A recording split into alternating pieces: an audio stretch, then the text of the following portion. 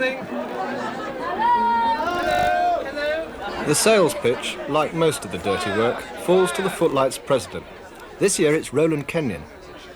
OK, I'd like to tell you about Cambridge Footlights, because we want you all to join. That's the basic point of tonight.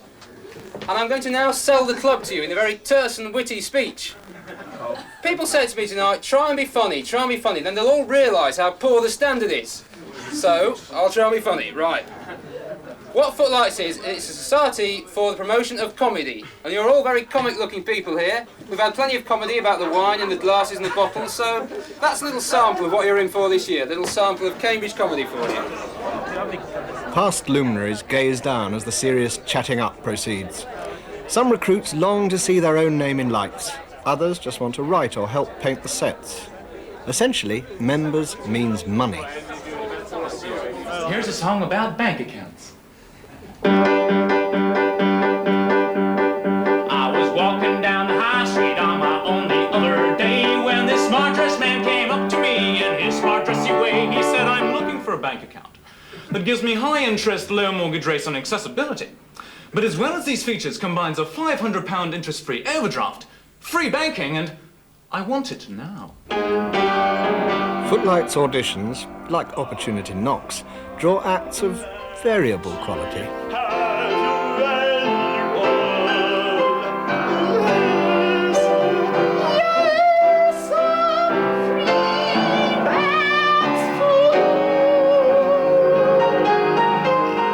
How one plays it down, I think the Footlights tradition is something these people are very attracted by, and they see people like Stephen Fry and Hugh Laurie on their television screens once, twice a week, and they think that they're only one step from that, and that the Footlights tour is the best way of making that step and ending up perhaps in London, performing there for a week and being noticed by national newspapers and so forth.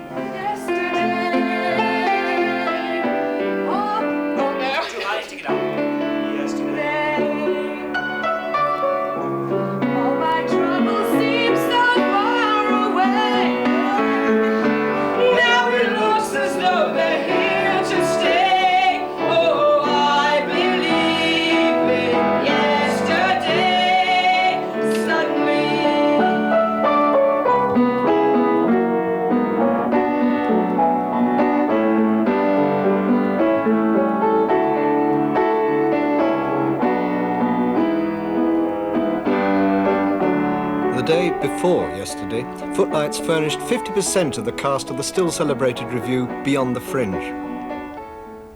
Perkins, sorry to drag you away from the fun, old boy. That's all right, sir. War's not going very well, you know. Oh, my God. We're two down, the ball's in the enemy court. Sir? War's a psychological thing, Perkins, rather like a game of football. Yes, sir. You know how in a game of football, 10 men often play better than 11? Yes, sir. Perkins, we're asking you to be that one man. Sir. Perkins, Sir. I want you to lay down your life. Yes, sir. We need a futile gesture at this stage. It'll raise the whole tone of the war. Get up in a crate, Perkins. Sir. Pop over to Bremen. Yes, sir. Take a shufti. Sir. Don't come back. Right, right. Goodbye, Perkins. God, I wish I was going too. Goodbye, sir. Or is it au revoir? No, Perkins.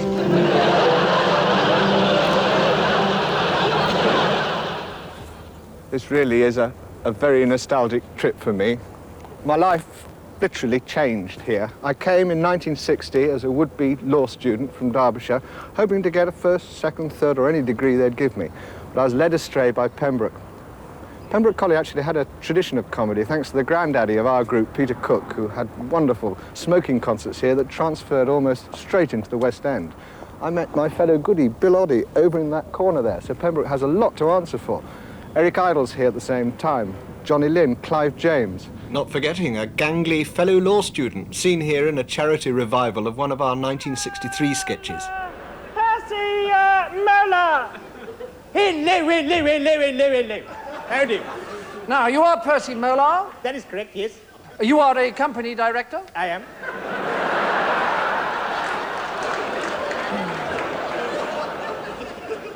Of no fixed abode? Yes. You are also a music hall comedian. I am a musical comedian. Are you married? I am definitely my wife. Mr. Moeller, would you, in your own words, please, describe your wife to this court? My wife, she is so fat that when she walks down the street, she looks like 5 dogs fighting in a sack. My wife, 5 dogs fighting in a sack. Thank my wife, you, I Mr. think. Moeller. Now, would I be correct, Mr. Moeller, in thinking that your wife has comparatively recently visited the West Indies? Yes. Jamaica. I beg your pardon. Has your mother... I must protest. My learned friend is treating Mr. Moeller like a half-witness. Mr. Moeller, does your mother-in-law... This is quite intolerable. My learned friend is making a mockery of this courtroom. What is more, my learned friend is neither learned nor my friend, and in future, my lad, I shall refer to him as my ignorant enemy. This year's trawl for talent continues. At the auditions, it's the turn of a diffident but determined student teacher from Brighton. Could he be the future star the committee have been waiting for? I didn't get your name. It's Chris Wickham. Chris Wickham, I right. signed up at the Freshers' Fair thing. Oh, right. I'm Roland, Chris from Hello. Footlights. This is Di, who's directing the Panto. Hi, Di. And Nick from Footlights, and Tanya Hi. over there. So, Tanya. right, which one are you going to do for us? Well, I've got 2. Have you got a girl? Cheers. Cheers. Quite nice and fruity. They know me here. Really? Because some white wines, they can sort of make you scrunch your bottom up, can't they? But this is quite cordial, isn't it? Do you think you're going to enjoy working for the company? Oh, yes. It's a very choice powder room. Ever such unusual wash basins. Quite opaque. That's a very attractive dress, if I may say so. Oh, do you like it? I think it makes me look a bit extinct. Do you know what I mean? I like the fabric, though. It's quite commercialised. Do you have a boyfriend or? No, I don't really like steady relationships. They make me feel a bit Rice Krispie. This is a terrifying time for the auditionee. No audience for a start, and trying to breathe life into an old sketch he's just been handed. And if I remember rightly, it's worrying too for the equally inexperienced yet sympathetic committee. Going out with people from work, it all gets sort of conjugated. Nobody has to know. It always does get out, though. Offices are really ostentatious for gossip, aren't they? Well, it wouldn't matter, would it? Well, it's against company policy, isn't it? People going out with their secretaries. There might be a big sort of moussaka about it. Yes, but what would be the worst thing that could happen? Well, the worst thing that could happen would be that head office found out, and I had to fire you. Cheers, Colin. Well, he knew what he was doing on the stage. Well, it's funny, you know, in the improv and everything, he Yeah. made it all come out. There was a sketch as well. I mean, in the sketch, he actually. Yeah. I mean, it was as if he was doing it the first time, and there was no sense of him sort of stumbling through the words. He'd obviously picked the. No, part he very had quickly. the meaning and the timing and everything straight off. It was really good. Facey was good. Yeah. Really funny. Yes, I like him. I certainly like him. Yeah. Yeah, we'll have a look at him at the recalls and do some more improv. Yeah. Son, you know you are a man now. Footlights smokers get their name from traditional male-only smoking concerts. Your pants may be yellow, mauve or turquoise, but your bum fluff will always be blue. They're ad hoc cabarets where undergraduates get their first taste of facing a live audience. Yes, your bum fluff will always be blue.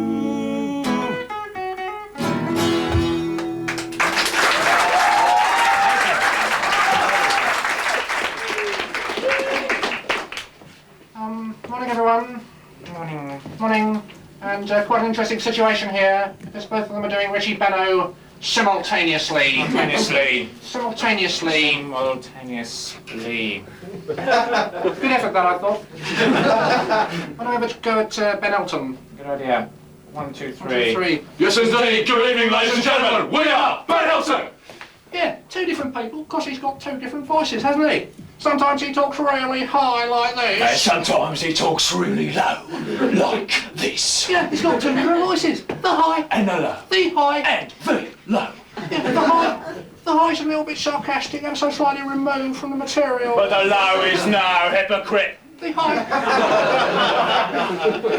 high sets the joke off. And the low rounds the point home.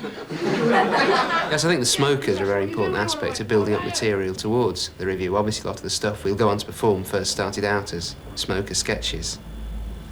Thank you for coming along this evening. Now, Andrew, I believe you are in almost constant contact with Mr. Rushdie.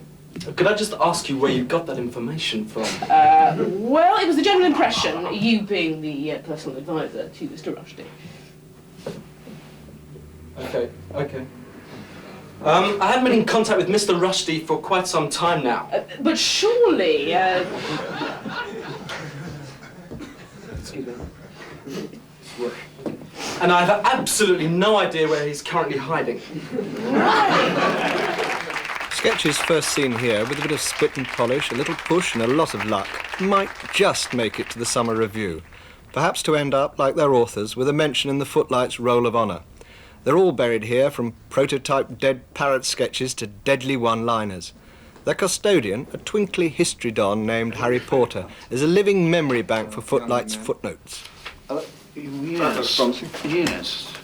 Well, that's you Younger as, men, younger women. You as Lady Brown.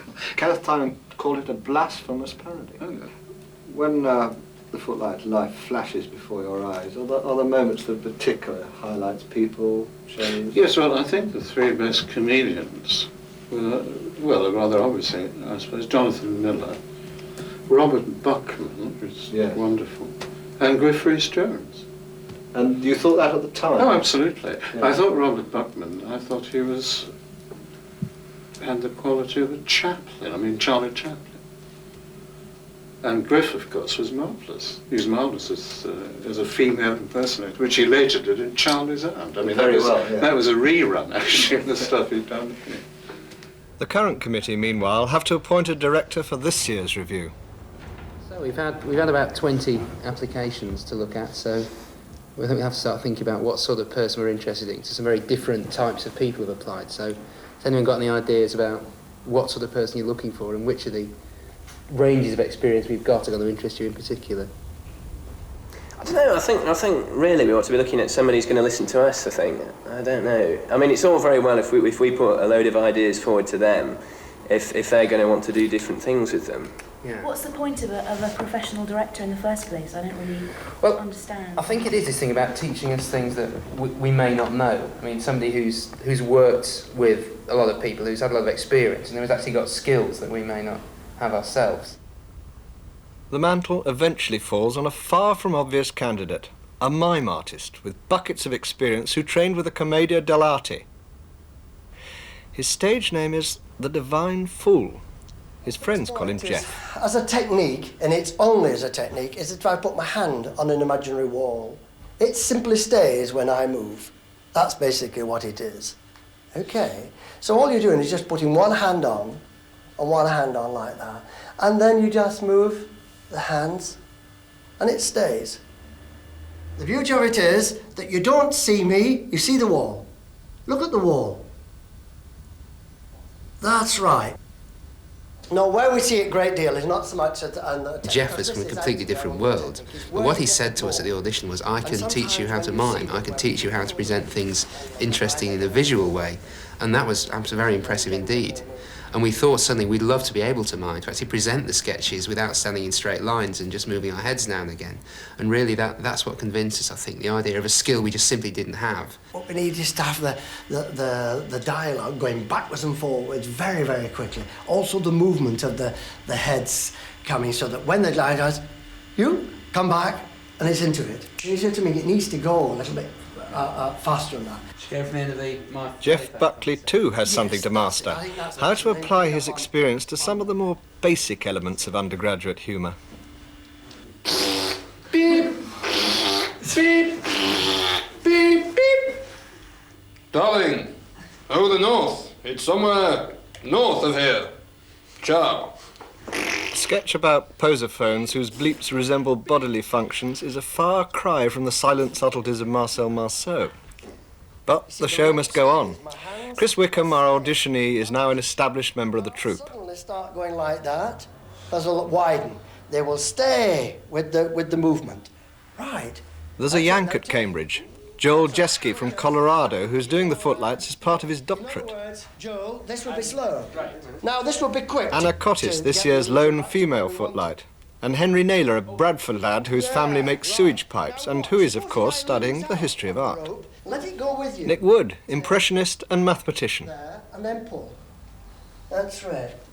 That's it. Now let go. Quick. There. There. That's right. Unhappily, Anna was soon to drop out over artistic differences about the role of women in contemporary review. Soothing, sometimes sacking fellow artists is just another job for the president. Roland pulls it all together to the best of his ability. Footlights, there's on the one hand, there's what I was doing last night, sweeping the club room and making sure there's enough chairs and trying to find the Hoover if it goes missing. Then there's organising the review, there's organising the pantomime, there's writing, there's organising posters, or if someone doesn't turn up for rehearsal, it falls to me to go and chase them, and it's a massive job.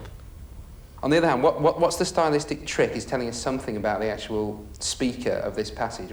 Roland's day job is a postgraduate lecturer in English literature. A word like down home, again, that will suggest to you, if you were seeing this passage blind, will give you another clue. That sort of compound word like that is the sort of thing that is very characteristic of American. While interpreting the nuances of Chaucer or Beowulf, he must also keep tabs on his fellow footlights. We expect a certain commitment from people. They have to be in certain places, certain times. And they have to be in certain other places at the same time for the exam. So I think really we just have to structure our timetable around the exam timetable, look at who's got exams when and say, well, that's not a rehearsal day, and it's very, very difficult. And really, you can push people too hard. I mean, if we insist too hard and someone gets a third or fails, we really are going to start worrying. In hundreds of bed-sits, just like this one, would-be BAs are sweating it out. For Henry Naylor, it's tougher than most. His detailed study of the Italian Renaissance school of painting has played second fiddle lately to a string of performances in alternative cabaret. Now, his final exams are looming, and like a runaway train approaching from the opposite direction, the Footlights Review, now called Back and Beyond, is less than a week away. 3 years' work to revise, sketches to write and perform. Dons on the one hand, directors on the other, all with deadlines and impossible demands. Schizophrenia, here we come.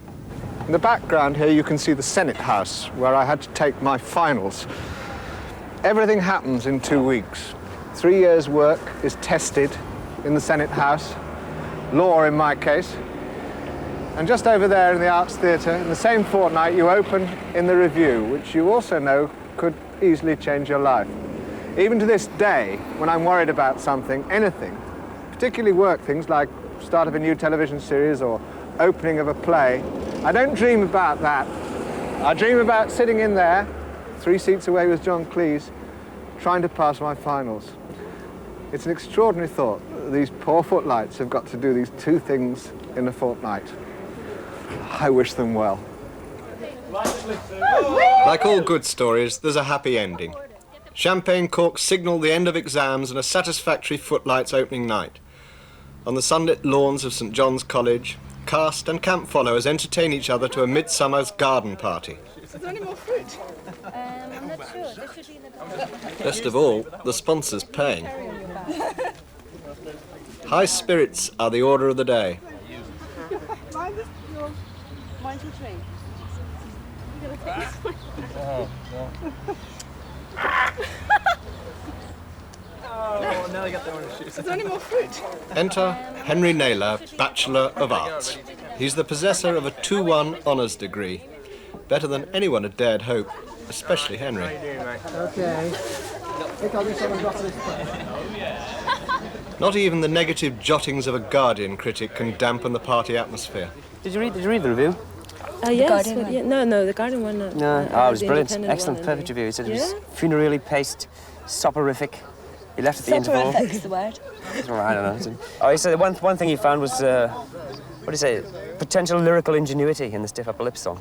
Which is more than we said was reviews, really. What did that mean? A comedy group from Chicago drops by. They happened to be playing in Cambridge and heard there was a happening. How long are you here for? You here for 3 hours? 2 hours, 2 hours. Well, we're going to have to sort of give you a good sort of send-off with lots of sort of beers. Well, this was it, yeah. Why is that, Kevin? You're driving, you better have 2. Several bottles of bubbly later, a suitable send-off is devised in the shape of a surrealistic game of soccer. Katrina. 5, 6. Dress optional, rules by Lewis Carroll, out of Monty Python. Yes, wicked!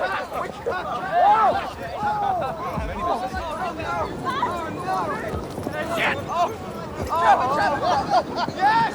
Hey, young man, I don't make predictions about a football match between the footlights. At the end of the day, the team that plays the best football is going to win the game. I got it!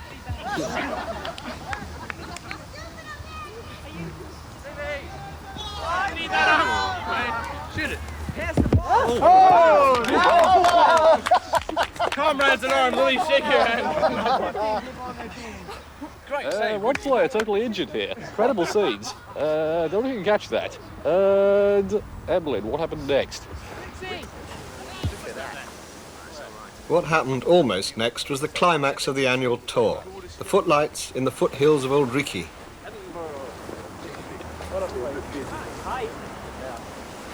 Very castle-y, I guess. Very old, Edinburgh. Very old. Very old. I guess that's what all Americans say about places in Europe. They're very old. Very old and very Scottish, I guess you know. The group, via 13 centres of culture, including Reading, Buxton and Bury St Edmunds, have fetched up on the Edinburgh Fringe. At the Pleasance Theatre, they share a venue with well-known groups like Instant Sunshine, and others not so famous, such as Ferocious Chastity and Moosehead's Nocturnal Emissions. When it comes to setting the scenery and testing for sound and lights, everybody helps out.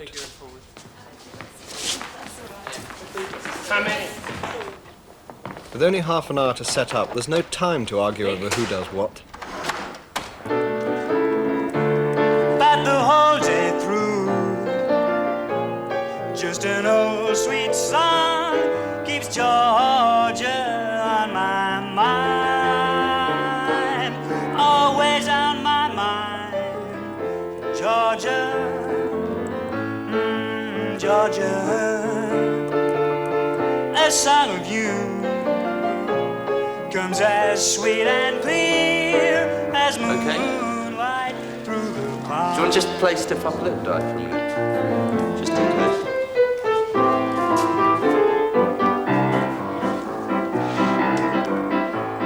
Of all the parts of an Englishman that foreigners admire, there's one that stands out from the rest when the others can't acquire. Joel has a pressing engagement. A pile of crumpled dress shirts that haven't been touched since the last booking. You know, there's like two routes. You can either go sort of that side of the country or that side of the country. We went that side because it was all blue ones. And we thought, get up there, just The get easy up option. there. Then you find out they were rivers and not in fact rains. The best bit then is that bit. Unfortunately, President Rowland has had to give Edinburgh a miss. But in his absence, the rest of the cast have welded together well. Do you know, it started raining as soon as it said welcome to Scotland. Fringe aficionados don't let a minor Scottish monsoon deter them from the serious business of queuing for comedy. The Footlights have a firm and regular following, part loyal and part curious to see how this year's lot will measure up against their predecessors. Evening, comrades. It's nice to see so many of you here in Mandela Hall for the annual civic pantomime. You might think that a radical proletarian pantomime is a strange choice for Edinburgh in August. Well, nobody asked for their money back. Hello, Mr. Market Trader. I've come to exchange this Afghan for a fair whack. Oh! Mind how you go. I stepped in there, didn't I? You've not been paying attention, you naughty boy. Oh, well, I'll go and look behind me then. No, it's the pianist. No, I don't know where he is. Well, you're going to have to tell me, boys and girls, because I've no idea at all where he is.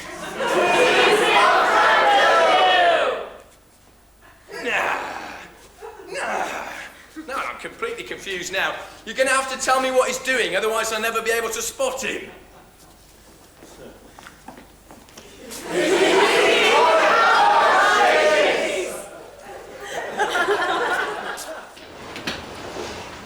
The morning after the first night. This is not one of Edinburgh's more exclusive tourist hotels. It's a tenement flat 3 floors up undergoing major structural refurbishment. The wee bit is short on creature comforts like blankets, but for Henry and the others, home for 3 weeks. This is horrible first thing in the morning. You're all responsible and I hate you all. The lifestyle is communal and, in a word, chaotic. Well, what did you expect? Caledonian Hotel? These are basic lodgings rented from Edinburgh students by and for Cambridge students. But to the cast, Back and Beyond is not just for student consumption. It's very easy when you're sort of writing material in a enclosed student atmosphere, I suppose, that to write stuff exclusively for a student audience, and you lose all perspective, I think.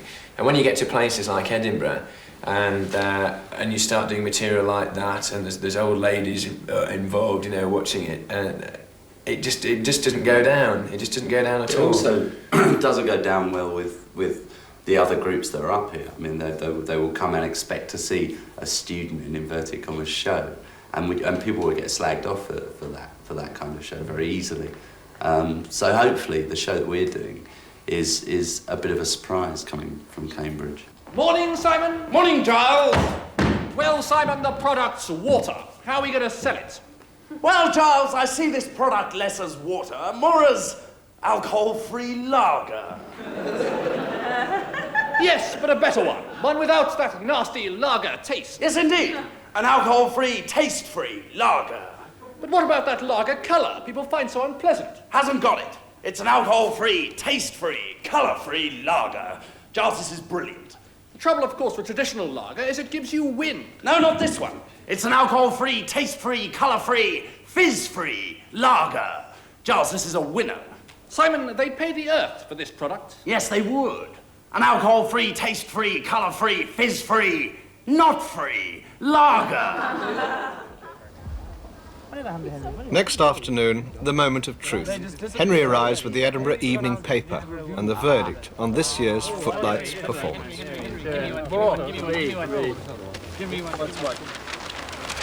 Comedy. Cambridge Footlights. Where? The Cambridge The Cambridge Footlights have consistently produced high-quality humour on the fringe, and this year is no exception. All right. Business. Are you making this up, or is it? No. This is what it says here. Their 89 review, Back and Beyond, proves they are back with a bang. Go on. How do they know? How do they know? The old boys weren't very good. These are a lot better than the old boys. I remember seeing Tim Brooktail in '63, and he was consistently rubbish. We had a lass in our show. But he was drinking a lot. Never mind Footlights, this show must be one of the highlights of this year's Fringe. I mean, That's good. the money was well spent, Matt. No, we didn't bribe the reviewer, did we? No, we didn't bribe the reviewer. Congratulations. 89, a good vintage, I reckon. But fame and fortune, who knows? Who's the leader of the club that claims a central ground? D-A-V-I-D-O-W-E-N. David Owen. It's not David Owen. Not him. No. Who's the leader of the club that claims a central ground? D-A-V-I-D-S-T-E-L. David Steele. It's not. No. David Steele, no. Who gives the toss? Who gives the toss? Nobody votes for them anyway. That's all, folks. Thanks a lot. Drive them carefully. T-A-F-O-R-C-O-M-I-N-G. Tar for coming.